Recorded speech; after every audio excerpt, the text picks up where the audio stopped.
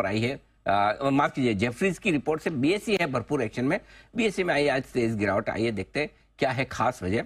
हमारे साथ जुड़ रहे हैं आशीष चतुर्वेदी बताने के लिए। आशीष बताइए।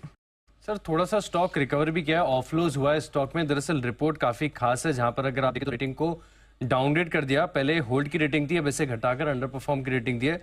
और दरअसल अगर आप बता रहे हैं कि ये रिपोर्ट में लिखा गया कि ऐसे सेबी की तरफ से जो एफएनओ के फ्रेमवर्क आए थे, इसके बाद से लगातार स्टॉक में बड़ी तेजी आई है।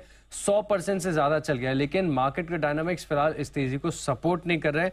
और खासतौर पर अगर आप देखें तो जेफरीज को वैल्यूएशन को लेकर कंफर्ट नहीं आ रहा, क्योंकि FY26 फॉरवर्ड ईपीएस के हिसाब से देखें तो 40 टाइम्स का मल्टीपल इस स्टॉक को बाजार फिलहाल के लिए दे रहा है। अब क्या हो गया कि एक एक वीकली एक्सपायरी है दोनों एक्सचेंजेस के पास, तो बाजार ये एंटिसिपेट करके ये फोरकास्ट करके चल रहा है कि हो सकता है कि बीएसई की जो वीकली ऑप्शंस है ये 30 से लेकर 50% तक का मार्केट शेयर ग्रैब कर पाए। लेकिन ये थोड़ा सा मुश्किल लग रहा है। जेफरीज इस चीज को मान रहे हैं कि काफी डिफिकल्ट है।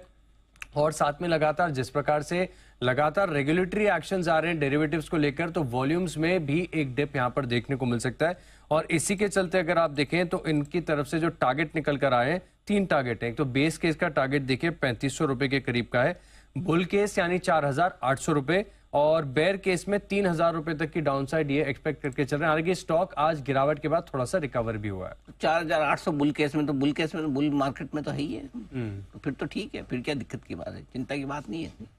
तो चलिए, यह है बीएसई पर जेफरीज की तरफ से रिपोर्ट, जिस पर दिखा है भरपूर एक्शन। आज थोड़ी गिरावट, वैसे एक तरफा भागने के बाद थोड़े बहुत करेक्शन की जो जरूरत थी, उस करेक्शन पे आता हुआ दिखा है बीएसई का स्टॉक। एक बार जरा चार्ट पर राय ली जाए। ये चार्ट देखिए कहाँ है मजबूत सपोर्ट। माफ कीजिएगा, सनी अग्रवाल साहब हैं, उनसे एक फंडामेंटल राय ली जाए। सनी जी बताएं सर, बीएसई क्या कहेंगे इस पर।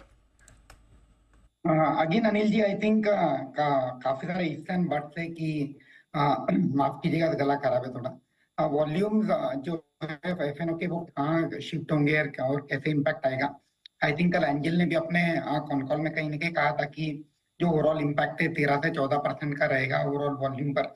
तो मुझे लगता है कि काफी सारे इफ्स एंड बट्स है। अभी ये कॉल लेना टफ होगा कि कितना वॉल्यूम कहाँ शिफ्ट होगा। बट अगेन जिस तरह से रैली हुई है, डेफिनेटली थोड़ा सा वैल्यूएशन एक्सपेंसिव हुआ है। तो मेरी तो यही राय रहेगी कि rather than exiting from the portfolio, buy on dip करना चाहिए। अगर किसी को फ्रेश मनी डिप्लॉय करना है, थोड़ा समय रुक जाना चाहिए कंसोलिडेशन होने के बाद बाय ऑन डीप। और अगर रही वॉल्यूम की बात, तो मुझे लगता है कि 20 नवंबर के बाद ग्रेजुअली पता ही चली जाएगा कि जो इम्पैक्ट है वॉल्यूम पर कैसे शिफ्ट हो रहा है NSC to BSC, and then we can add large position post 20th of November.